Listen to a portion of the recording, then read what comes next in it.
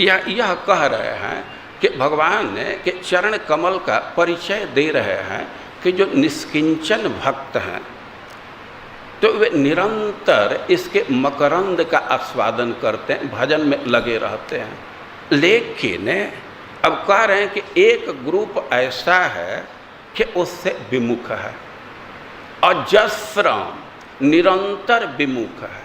अरे एकाध दिन भी भगवान के चरण कमल के मकरंद का आस्वादन कर लिया तो उसकी बात नहीं कह रहे। अजस्रम जो निरंतर विमुख है, तान आनयध्वम, उस व्यक्ति को मेरे पास लाओ।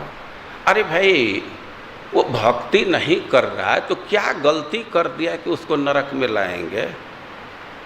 ये तो इतना ही कर रहा है कि भक्ति नहीं कर रहा है।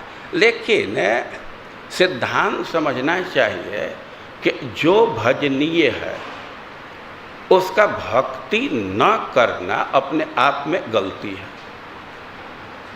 योगेश्वरों ने सिद्धांत दिया है कि आत्म प्रभो ईश्वरम न भजन्ति औजानन्ति। भगवान के भक्ति न करने का मतलब है भगवान का अपमान कर रहा है।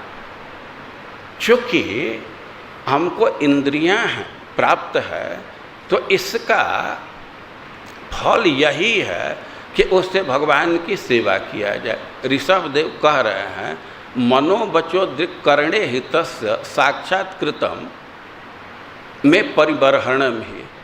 जो मनोवाणी या दूसरी भी इंद्रियां हैं तो इसके व्यवहार का एकमात्र फल यही है परिबर्हणम में हमारी पूजा किया जाए। लेकिन जब तक व्यक्ति पूजा नहीं करेगा, अपने इंद्रियों का विनियोग भक्ति में नहीं करेगा तो महामोह से मुक्त नहीं हो सकता। तो इसी बात को कह रहे हैं कि जुष्टागृहे गृहे निरवर्त्मनि बद्ध तृष्णात्। जो व्यक्ति भगवान के चरण कमल के उन्मुख नहीं होता है तो उसकी स्थिति यह है कि बद्ध तृष्णा, गृहे बद्ध तृष्णा, वो भोग में, घर गृहस्थी में उसकी बहुत लालसा होती है।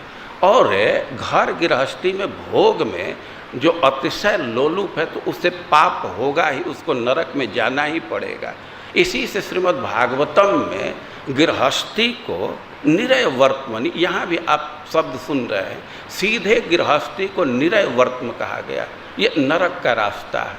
और जीव यदि भगवान के चरण का आस्वादन नहीं करेगा तो गृहस्थी के सुख के प्रति लुब्ध रहेगा। अजस्रम जो निरंतर, तो ऐसे व्यक्ति को लाओ, क्योंकि निरयवर्त्मनि वो निरय के नरक के रास्ता में ही पड़ गया है।